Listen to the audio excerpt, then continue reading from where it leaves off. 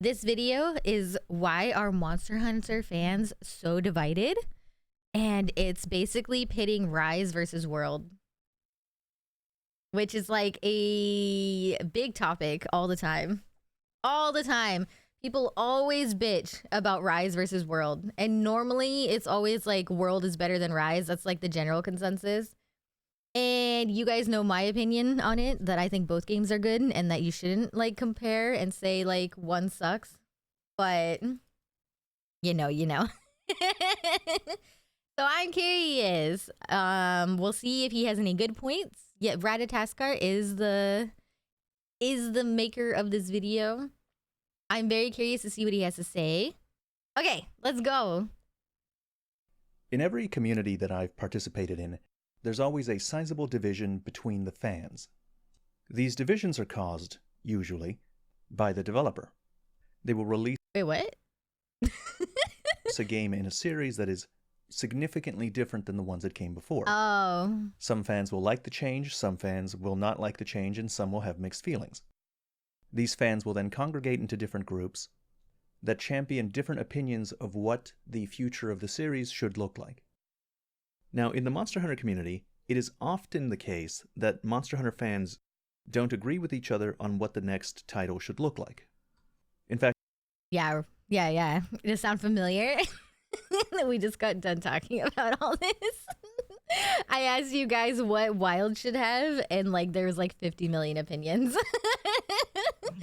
I think that the Monster Hunter community has many more divisions than is typical. There's the realism and speculative evolution people, the veteran pre-Monster Hunter World fans versus the people that started in World or Rise. And surprisingly, the biggest and probably most antagonistic groups are the Monster Hunter World fans versus the Monster Hunter Rise fans, despite the fact that they both come from the same generation.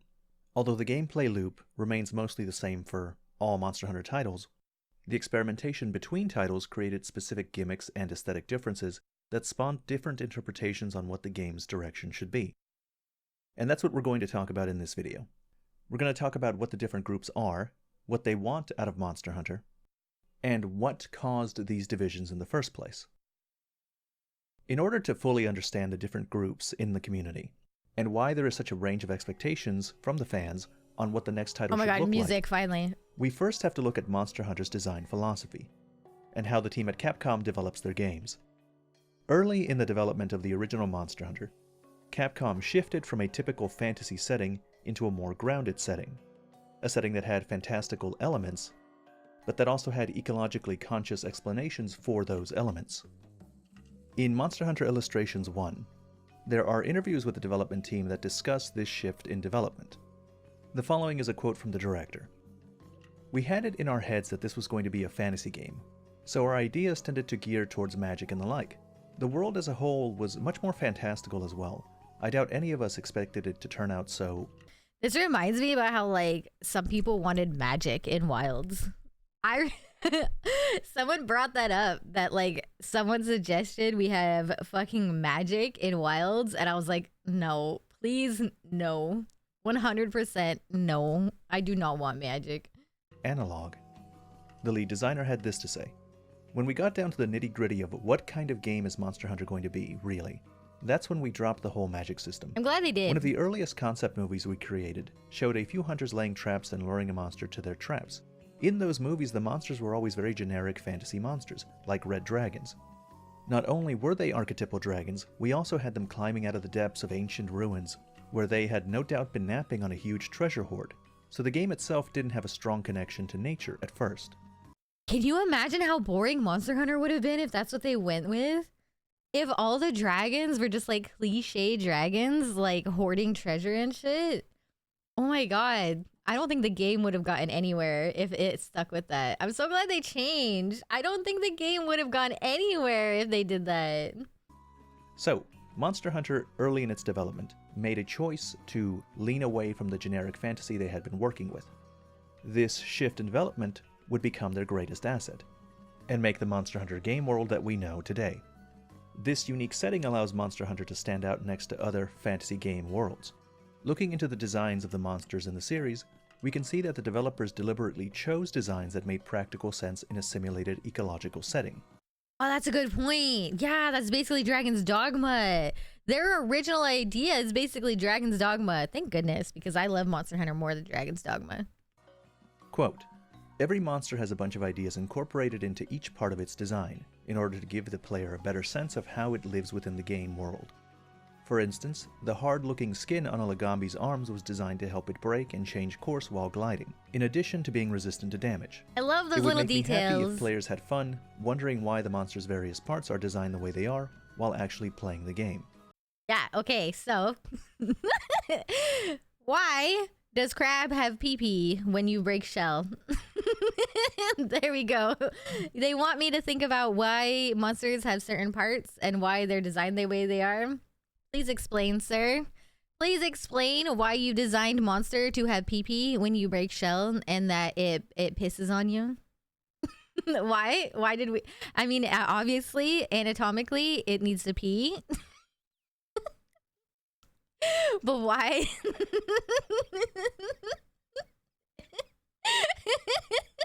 Yeah, because like even the shells that he chooses for his back are ones where the water can come out of a hole.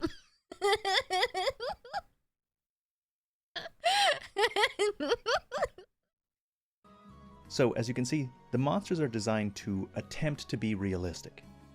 The developers are trying to take their natural environment into account, and how that environment might have fueled their evolution. This focus on speculative evolution was always a priority. You can see in this artwork that they were always trying to make a unified family tree, where most wyverns evolved from a shelled lizard ancestor that adapted to various different environments and became those wyverns Like real over time. evolution, yay! Now this is probably not canon, or is at least no longer canon. But why does Kazoo have a suction cup on his tail?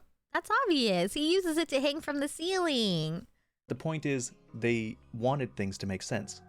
They were trying to have reasons for why the monsters were the way they were. The following is a staff comment for the Monster Hunter Illustration 1. Even those who do not draw have a set of preconceived notions regarding how a given creature moves. That's why we can't really fudge any major point with regards of a monster's physical structure and movements. If we do, the players are more likely to reject the reality of the monster in question. That's why we spend a lot of time not only on the skeletal structure, but also the meat and skin that we put on any given monster. It can be pretty difficult to try and imagine how the skin should hang off of a certain fictional creature, but as I look back through the illustrations for the game, I can see how we improved as we went along, and that makes me happy. So here they admit that they were trying to make the monster move in a realistic way, that both its appearance and its movement were a priority, and they wanted to avoid the player rejecting the reality of the monster in question. One of the best things about Monster Hunter is how it's not just visual and flavor text. These design choices often have gameplay implications. Like the Lagambi's arms, they're more resistant to damage because they were designed to help it stop and change directions while sliding on the ice. Another example that shows that they care about this even recently is Zitsuyaku. The following is a quote by Fujioka. "We wanted Zitsuyaku to be a grounded monster." I've never actually paid attention to how his name is pronounced because I always just call him tzatziki sauce. So it feels weird hearing him say it. That goes for its flash too, which is different from past iterations, because it doesn't affect the whole field. We made it possible for the player to identify safe areas, because the zone in front of the ear flap lights up while everything behind the monster is safe. We added shells to its nest to increase the flash's effect, so it's a challenge on its home turf. I really like this detail. Zitsuyaku has a inherent inclination to collect reflective shells that increases the potency of its natural weapon when having to defend its home turf. And this is an adaptation that translates into the environment and the gameplay. Hirochika Nagaki in the Monster Hunter Illustrations 2 says, "For the Monster Hunter titles, I try to capture a sense of living creatures in the designs. That's the theme I follow. I take into consideration not just the thought of making them look cool, but also their dignity as wild creatures, and elements that Their would facilitate dignity? play as a game." To many players, this aspect of the game is so critical Mudfish has no dignity, let's be honest. that it should be kept consistent and at the forefront at all times. Using Baroth as an example, that monster was designed entirely around its relationship with the environment. It uses the muddy waters to hide from other creatures, but it also uses the mud to protect itself from the heat of the sun. I hope he shows him rolling in the mud. He better show him rolling in the mud. Sun. Capcom even went out of their way to provide a pre-rendered cutscene of Barroth's behaviors outside of the limitations of their in-game engine. Wait, what? In the Barroth ecology video, we can see the developer's vision of this fictional animal. And these concepts translate into gameplay. The behaviors that Wait. Oh, wait. What will he get demonetized for? Their in-game engine. Wait. But it also uses the mud to protect itself from the heat of the sun. Capcom even went out of their way to provide a pre-rendered cutscene of Barroth's behaviors outside. Pre-rendered cutscene of Barroth behavior. Why can't he show that without getting demonetized? Wait, what would he get demonetized for? Will like Capcom like be like, that's our video? Don't you play it? It's a cutscene? But like you can get demonetized for cutscenes? What the fuck? Outside of the limitations of their in-game engine. In the Barroth ecology video, we can see the developer's vision of this fictional animal. And these concepts translate into gameplay. The behaviors that assist Barroth in survival suddenly become combat gimmicks in the player's battle against the monster. The mud isn't just the starting cutscene and credits cutscene is visually copyrighted? What the? Wait, really? Dude, I didn't know that you could copyright cutscenes. I didn't know that was a thing. Like, I know you can copyright the music, but I didn't know you could copyright an entire cutscene in a video game. You had to put stickers in your screen to post it? Oh my gosh, I had no idea. Just a fancy visual in a cutscene, and it's not just flavor text in a description. It's integrated into the fight. It coats the Barroth in a protective layer. He slings it around at the hunter to inconvenience. Come on, show him roll. Quote, show him roll. For Barroth's design, I thought of a bulldozer clearing away sand and dirt, and combined it with the motif of a caterpillar's carapace. It was decided that this creature lives in bogs, so I figured that it would approach its prey covered in dirt and mud to hide its body. That's when I put the nostrils on the top of its head so that it could still breathe even when submerged in mud. So, the point is, Monster Hunter has always cared about realism in their designs. 1 out of 10 video didn't show Barroth rolling in the mud. I am upset. They want the monster designs to reflect its relationship with its environment, and if possible for that relationship to be expressed even in the gameplay, even in the hunt itself. However, Monster Hunter is also not afraid of adding some monsters that... Okay, where is this going though? Like, this is cool. But where is this going in Monster Hunter World versus Rise? Is it just gonna be that like World has more emphasis on like ecology and like design than Rise does? Because this is a lot of description and going over the history of like monster design and ecology for a Rise versus World video. That aren't grounded in reality at all. In fact, this is a deliberate part of the design process. When asked about the inclusion of blatantly fantastical monsters next to the more grounded ones, Kaname had this to say.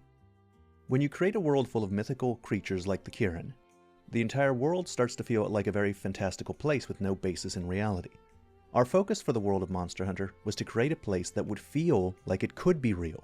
By tossing in a decidedly fantasy-themed creature into this realistic world, it made the Kirin stand out in the player's eyes, and we hope that such an unexpected surprise will make the world a more exciting place for them to explore. Oh, that's cute that they thought of that. That's why we made the decision to include creatures like Kirin. I like that. In a different staff comment, he says, with Monster Hunter 2, we intentionally tried going with a more fantastical feel to our designs, and added new ancient dragon types.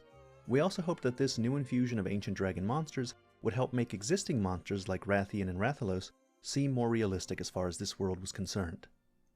So, the purpose of elder dragons and other less realistic creatures is to provide a contrast. Their inclusion into a mundane world makes that world seem even more realistic in comparison. The elder dragon's fantastical nature is reflected even in the game's lore. To the characters, these archetypal fantasy dragons are so unusual that they can't be categorized as normal monsters.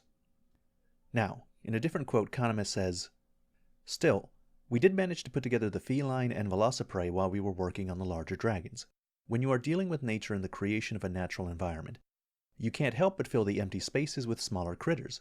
You can't create a full, vibrant world with just a bunch of boss monsters." True. So, it's clear that developers had always intended for these monsters to function in a simulated ecosystem with each other. They wanted the world to feel as real as possible. That's why the monsters in Monster Hunter will eat, drink, sleep, and communicate to one another in ways real-life animals do. They aren't mindless evil monsters out to destroy humanity.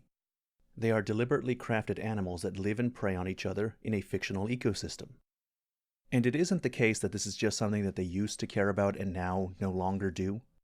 Because in Monster Hunter World, they doubled down on the simulated ecosystem angle. And I mean, like, Monster Hunter World is like the epitome of an ecosystem angle. Like, the whole storyline is based around a working ecosystem. But I still want to know how this is World versus Rise. Developers pushed to take that concept to a new level. In an interview for World, Sugimoto said the following: "Once you've decided on a new concept for the next title, which in this case is a living, breathing ecosystem full of rich interactions between predator and prey monsters and little creatures, the hunters are jumping into this world, but even without you, it's kind of getting on with its own business being a realistic ecosystem." Now, for the speculative ecology fans, this is the heart of Monster Hunter. This is what differentiates it from its peers. They hyperfixate on these aspects, and they object when a monster design strays too far from that ideal and becomes unrealistic. And so they tend to butt heads with players that don't care at all about that and are just in Monster Hunter for the fun gameplay. What's wrong with that? Okay, I am a die-hard Monster Hunter fan. I've been playing since the very, very first one, alright?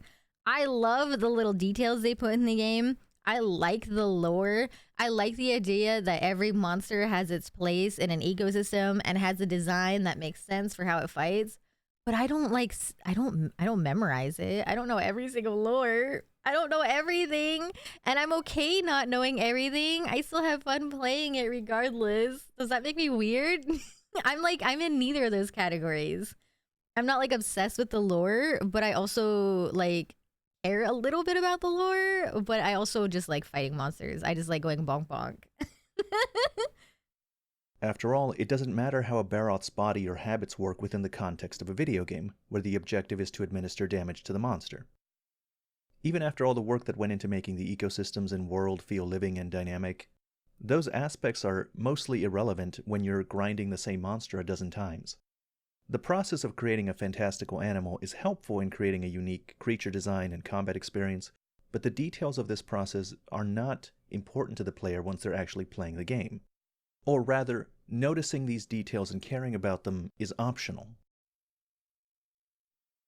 Alright, let's move on and talk about the Monster Hunter World versus the Monster Hunter Rise fans. Thank you! It was 11 minutes! And now he's just getting to it. 11 minutes. That was not what I was expecting. Like, it was cool. It was really nice information. I liked it. It was good stuff. I liked seeing all the quotes from the devs. But I am here for a Rise versus World video, all right? Now we can get into the nitty-gritty. And to do that, we need to talk about the differences between mainline and portable Monster Hunter games. Luckily, what we've already discussed with the speculative evolution fans will be useful because these groups tend to overlap in some places. In broad strokes, a mainline title is a numbered entry: Monster Hunter 1, 2, 3, 4, and Monster Hunter World. We know that Monster Hunter World is Monster Hunter 5 because it was confirmed by Ryozo Sugimoto, and he also explains that they changed the naming convention because they didn't want people to see Monster Hunter 5 and think, well, do I have to play the other 4? What if I'm lost? Oh, that's smart. It was to prevent new players from being discouraged. But though they've dropped the numbering, the system hasn't gone away. They still release a mainline game and a portable game, and you can determine which is a mainline title by counting the number of dragon heads in the logo. Because Monster Hunter Wilds has 6 serpent heads in the logo, I'm still so mad that it took me this long. It took me as long as the last video we watched to realize that you count the number of dragon heads. I didn't realize that either. I felt like such a fake Monster Hunter fan. I've been playing since the very first one. And it took me until we watched that last video to realize that the number of heads in the logo corresponds to which number Monster Hunter it is. And I was so upset. I was like, fuck, I'm a fake fan. is Monster Hunter 6. And as further evidence... Yeah, because Wilds, there's 6 dragon heads in the Wilds logo. And I was like, God damn it. So a while ago there was a leak in Capcom. That leak revealed that internally they're still using the numbered naming conventions for Monster Hunter 6. Now I mention this because the mainline and portable games have distinct qualities. Typically, mainline titles put more focus on narrative storytelling, and by extension, the developers also focus more on world building and thus fantasy ecology. Portable titles are less concerned with that. They put more focus on the gameplay loop. Okay, here, look. Okay, I gotta move myself real quick. Okay, but look. 1, 2, 3, 4, 5, 6. 6 heads. The other one is like right here. You can't see it. So 1, 2, 3, 4, 5, 6. 6 heads, and I never realized that that correlated to the fucking and the fact that it's Monster Hunter number 6. And so that I'd have to look at the Monster Hunter World logo again, but the World logo must have 5 as well. The 5 shit. Experimenting with player actions and their dynamics with the monsters, they tend to be more experimental and disregard previously established norms. Mainline titles tend to have a more nuanced narrative, focused on character dynamics and uncovering the mysteries of the ecological world. As for gameplay, the mainline titles tend to have slower, heavier, more methodical, more grounded combat. Portable titles tend to be flashier, faster, more experimental. Maybe most critically, mainline titles try to keep the ecological aspects in the forefront. It's incorporated into the overall Didn't World art have 4? No, isn't World... He just said World is technically the 5th game. So World would have 5, right? Isn't that what it said? Because it only counts for main games. It doesn't count for the portables. Only the main. And as a result, the art direction will appear more down to earth, more mundane, grittier. The portable titles are less interested in that.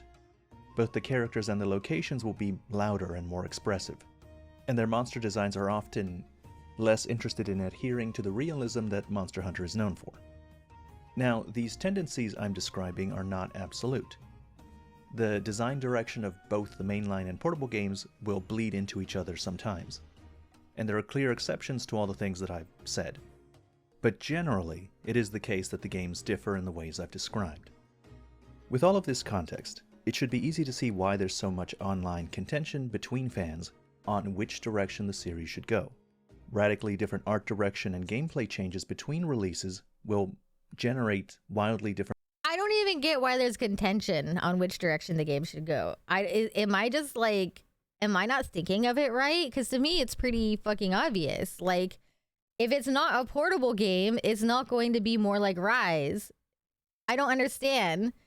If it's not portable, it won't have portable, like, stuff. Like, the art style won't be the same as a game that was designed for a portable console. It'll have, like, a better art style, a more serious art style. It won't have all the stuff that a portable game would have. But if it is a portable, then it's not going to have all the stuff that a main game would have. I don't understand. It's just like, it's so like straight and forward and to the point to me. It all depends on whether it's a portable or not game. I don't get it. I don't get it. Different interpretations of what Monster Hunter is and what it should be. When Monster Hunter World released, it was and continues to be its best-selling game of all time. It jettisoned the series into the mainstream. It's no exaggeration to say that most players were new players that had never touched the series. People that had been with the series for a long time and understood this difference between mainline and portable game were the minority. And so when Monster Hunter Rise was released, it appeared as a departure from everything World had set out to do. No, I'm not upset that they have a portable game. I love that there's portable games. Like, even there's been portable Monster Hunters since the PSP days. Like, it's always been a thing. It's always been the mainstream Monster Hunter games, which at the time were on mainstream consoles because PC Monster Hunter wasn't a thing, versus the portable versions. But it's like, it was always so straight and to the point to me that you can't put the mainstream game things in a portable console because it's a portable console. It doesn't have the capabilities. So, like, I don't get it. Like, I don't get why there's even verses at that point. Even now, there are a huge number of Monster Hunter World fans that actively dislike Monster Hunter Rise. Yes, and even that's if they didn't outright dislike Rise, they certainly didn't want it going further into the Rise direction. Well, it will if there's another portable Monster Hunter. Wanted the next Monster Hunter game after Rise to be more like Monster Hunter World. The real source of this conflict, I think, is that it wasn't clear that Capcom and Monster Hunter would continue in this mainline portable direction. What do you mean it's not clear? It's always been like that. Am I just stupid or am I too logical? Which one? The release of World began the 5th generation of Monster Hunter, and it changed so much so drastically that it made the future uncertain. There was a fear that Rise represented the permanent future of Monster Hunter as a whole. No. That the games would become much faster, No. less realistic, less interested in the monster ecology. No, I don't understand. Do people really think that because Rise was the latest release of Monster Hunter, that like everything is going to be based off of Rise from here on out, even though Rise was made for the Switch and was specifically designed for fighting monsters on the go, so they made everything more fast paced, and that was the whole idea behind it, and that like it's only like that because it's on the go? I don't understand. It's always been like that with portables, like versus the mainstream. It's always been like that. The PSP versions were always different than the PlayStation versions. Why would people assume that Rise is going to dictate how the rest of the series is going to go when it was designed for the Switch? I don't know. My mind can't handle that thought process. More interested in rushing you from one fight to the next, and less interested in the preparation and hunting simulation aspect. Now that the trailer for Monster Hunter Wilds confirms that it is in fact Monster Hunter 6. Even if you don't know about the fact that like Monster Hunter has always done this in the past with like even older Monster Hunter series, I feel like it should just be common sense to take into account that Rise was made for the Switch. For the Switch.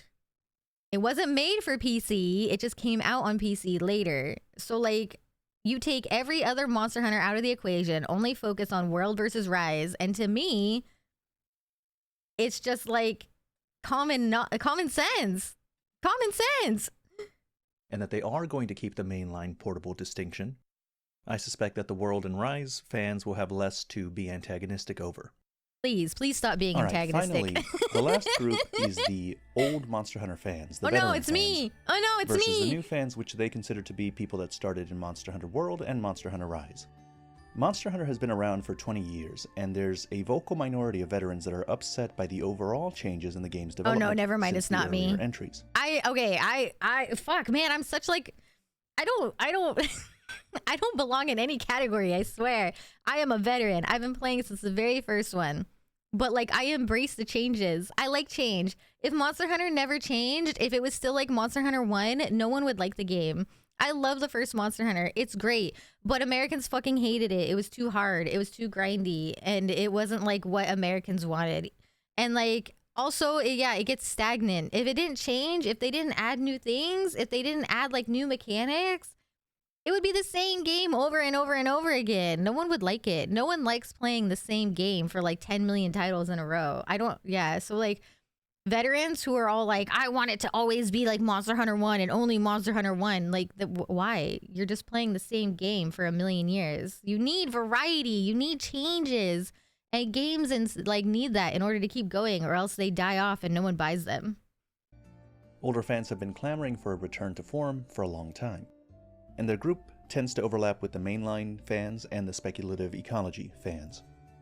The veteran fans that I'm describing aren't just anybody that likes the old games. It's specifically the people that like the old games and don't like the new ones.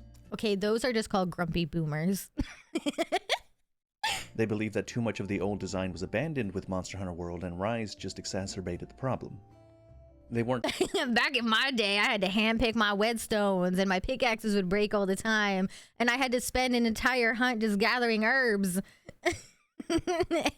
And I spent 500 million hours in the game just to make sure I had a good stock of whetstones for any fight. Monster boomers! Aren't satisfied with Monster Hunter World. I do want paintballs to come back, though, because they're funny. The design choices of the earlier titles managed to enhance the hunting simulation experience. The technical limitations in the old games created specific art directions and gameplay design choices that have since been... It's like, okay, so Monster Hunter veterans who are like this, they want the old mechanics back, but they won't bat an eye at new graphics. So they just pick and choose on what they want. They're like, I want the stagnant old gameplay that made it so that the game did not pop off enough in sales, and was really slow. And I love it. I do love the original Monster Hunter, don't get me wrong, but it definitely needed the changes. But they'll be like, but new graphics, that's fine. Gentrified to keep up with what's considered standard for AAA titles.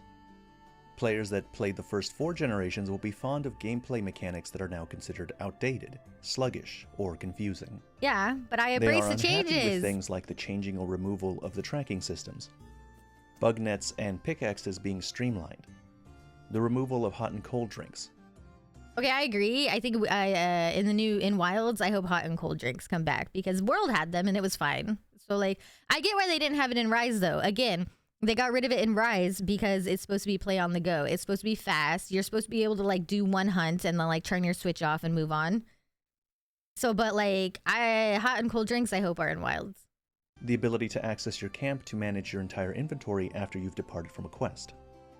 They resent these changes being considered quality of life changes. They don't see them as quality of life changes, they see them as gameplay mechanics that incentivized careful preparation and play, which in turn complemented the monster hunting simulation.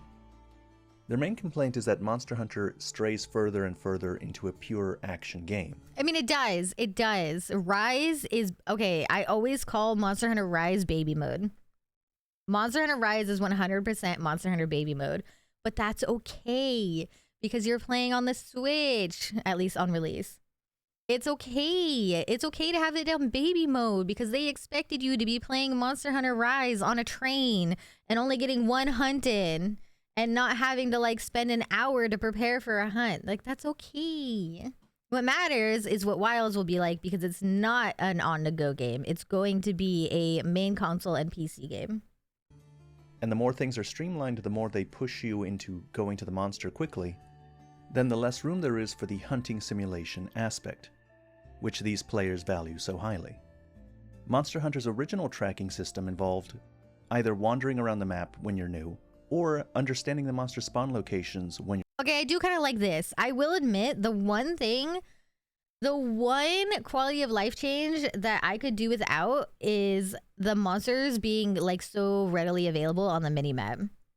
I'm okay with not having that because it is kind of like, 1, a little too easy, and 2, a little immersion breaking to just be like, I'm nowhere near number 15 on the map, but I know that there's a monster there magically. Like, I kind of miss having to wave at the balloon to find where the monster is if you don't know where they spawn. So I would love in Wilds if we got rid of monsters automatically being on the map. I would be okay with that. But I don't want scout flies. No, scout flies fucking suck. Please don't bring back scout flies. I don't want them. They annoy me and they drive me insane. you're experienced, and then locating the monster and hitting it with a paintball. The paintball then tracks its position on the map. In World, they replaced this system with the scout fly system, No. which still required some level of tracking, but was much... But see, it still requires some level of tracking, but look at his minimap. It's already telling him where Anjanath is, right? Because he hasn't even seen Anjanath yet. He doesn't know where he is, but the map is like, nah, he right here. less demanding on the player. In Rise, The idea of the scout flies is cute, but they just drive me nuts because they take your camera hostage and they like make your character camera turn around when you don't want it. And then sometimes they'll just like take you to herb gathering parts. Like, I'm not looking for herbs. the tracking system was removed completely, and now the monsters are always visible on the map. The veteran players were upset with this change because it streamlines a massive part of the hunting process. Similarly, What if you stick a paintball and the monster runs, it leaves a colored smoke trail? Yeah. Okay, so I want paintballs back, but I think I want paintballs back, but I want modernized paintballs. I want it to be like it leaves like a splatter of paint on the ground or something, and that's how because that would make sense, right? That's like, how else do you know where the paintball is without like a trail that the paintball leaves? So I like the idea of bringing paintballs back, but it leaves a trail that you follow, and that's why logically the paintball tells you where the monster is. Monster Hunter World introduced a base camp that lets you manage all of your items. This, along with the fast travel to these camps, grants players access to everything I'm okay with fast travel and camps coming back as well. I'm okay with that. That's a quality of life change that I'm happy with, and I'm not upset that we can restock at camp. It's fine. If like, I don't know, I'm okay with that. It's not a game breaker to me. Like, it's fine. Just go, you restock, you go back to hunting. It's all good. They've ever collected, essentially giving them infinite healing, infinite potions, infinite of any material that they've farmed, and completely removes any of the tension you might have experienced by hunting a monster and noticing that you're running low on mega potions. Yeah. For me, like a modernized paintball system would be like that. You can, maybe you just always have paintballs in your inventory, kind of like you always have whetstones in your inventory now. And if they, like, say slingers do make a comeback in Wilds, they could make it so that you just load the paintball in your slinger and then you fire it at the monster. And then it does some sort of system where it leaves a trail that you could visually follow. Not scout flies, no camera hostage, but like a visual paintball on the ground that you have to like look at and find yourself. The game doesn't find it for you, but you see the paintball trail and find it yourself. I think that'd be really cool. Because you can simply disengage and go get more. They also appreciate the slower, more methodical combat found in the older titles. And even how long it takes to heal, and how long you're stuck not being able to move while you're doing it. The potion animation! Many of these old systems, like item management and tracking systems, slowed the game down and required the player to put extra care into all of their actions. They needed to be 100% sure. Speaking of paintballs and like items and like thinking of your actions, I want them to bring back to the point where you could throw a dung bomb at Kazoo and he would lose track of where you were. Because he can't see, right? He goes off smell. And if you threw a dung bomb at him, he couldn't tell where you were because you fucked up his senses with the poop. So all he smelled was poop and not you. And I want that to come back. Sure, they were ready to depart on the quest. The veteran players that enjoy these systems see them as part of the overall game experience that makes Monster Hunter what it is. Now, the interesting thing about this group is that it's not a monolith. Individuals in this group will overlap with the speculative ecology fans, the mainline fans, and even the Monster Hunter World fans. And they believe different things to different degrees. Some want a complete return to tradition, but some just want to get rid of the infinite camp restocks, and a more involved tracking system. Some want a general increase in difficulty, and for that difficulty to be scattered across the low rank and high rank and not just centered around the endgame experience. Some want the combat to be slower, more methodical, less reliant on counters like Monster Hunter Rise. But many that want that don't necessarily want to go back to Monster Hunter 4 Ultimate, they mean Monster Hunter World level of speed. There's even people like me who started in Monster Hunter World, but went back to the older titles and can see that they did in fact have things of value that could be maybe introduced in the newer games. Does difficulty he mean how he's swinging his weapon and missing the little monsters? Yeah, bro, get good. Alright, that covers all of the different groups pretty well. My personal opinion is that we're in a very good place when it comes to how Capcom is running Monster Hunter. I agree. The fact that they're keeping the mainline and portable distinction, and that they're alternating releases between them, is a very good thing. The biggest division right now in Monster Hunter is between the Monster Hunter World fans. Oh my gosh, I've seen that comment so many times. I have seen so many comments where people say Rise didn't even feel like a Monster Hunter to me. And you're wrong, I think. Nah, it's still a Monster Hunter. It's just a fast-paced Monster Hunter, all right? It's still monster hunting. And the Monster Hunter Rise fans. And they also tend to be the most antagonistic to one another. Now that Monster Hunter Wilds is coming out, and it's obvious that it's going to be more like Monster Hunter World, just like the World fans hoped, they, and any fans that overlap with them, no longer need to be afraid that the franchise is moving in a direction that they didn't understand. I suspect that... Yeah, but okay, so that's like saying that Stories isn't Monster Hunter, right? So then you're saying that Monster Hunter Stories isn't Monster Hunter. Then you're saying that that cute little Monster Hunter Diary game isn't Monster Hunter. But in the end, they all are Monster Hunter. They're just different versions of Monster Hunter. That both the World and Rise fans will gain a new appreciation for each other's game now that they can treat the mainline and portable releases as palate cleansers. Instead of viewing them as existential threats, they'll see them as just a way to pass the time while they wait for the next Monster Hunter game of their preference. Anyway, that's the end of this video.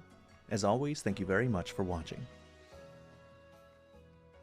Okay, it got good. He did get into the nitty gritty. I was waiting. It took like 12 minutes, but we finally got in. He basically said everything I already knew about like why people complain about Rise versus World. It's like Rise is too fast paced, Rise is too easy, too much quality of life, and World is more like the older games. Which yeah, okay, but I like both. They both have their own like good qualities and maybe even some of their own bad qualities. All right, it's whatever. I for me personally, I wish people would just be happy that we have Monster Hunter instead of just being happy that we still like have this series that we love. They just complain about everything, and I am like, for Wilds, I'm just happy that we're having a new Monster Hunter. Like, I am going to make this like list of top 10 things we want to see in Wilds, but in the end, even if none of those top 10 things made it into Wilds, I will still be happy that we have the new Monster Hunter. Like, any Monster Hunter is better than no Monster Hunter. So you can sit there and complain and whine about everything that came to the series, or you can sit there and think about what happens if they just said, fuck you guys, you complain too much, we're never making another Monster Hunter again. Huh? Just be happy, people. No grumpy. Everyone is grumpy about video games these days. Everyone is upset. Everyone hates everything. Like, just be happy with something. Be happy we have Monster Hunter, because I'd be very, very sad without the series. It's been my favorite series for a very, very long time, and I am happy. But speaking of like things that like changes and everything, I still want to know everyone's opinion on what you want to see in Wilds. I want to make a video on what like the top 10 things Wild should have based on like the community's suggestions and what you guys say. So I'll be like looking at the comments of this YouTube video, at my Twitter post. I will be looking at comments you guys say in stream, and I'm going to be compiling lists and seeing which one has like the most, which 10 have like the most vocal opinion on what they want. And once that's done, I'll make a little video. We'll go over all those top 10 things on stream, and we'll make a little video out of it. So yeah, tell me what you want to see in Wilds, okay? And then we'll go over it, and it'll be lots of fun, I promise. Also, World versus Rise, none is better than the other. It's portable versus mainstream. Get over it. Have fun. Enjoy Monster Hunter. And stop bitching. Please stop complaining. And then there's people like Wooly who want Clutch Claw back. Tisk tisk. And people like Vodka who want Plesios. Tisk tisk to you too.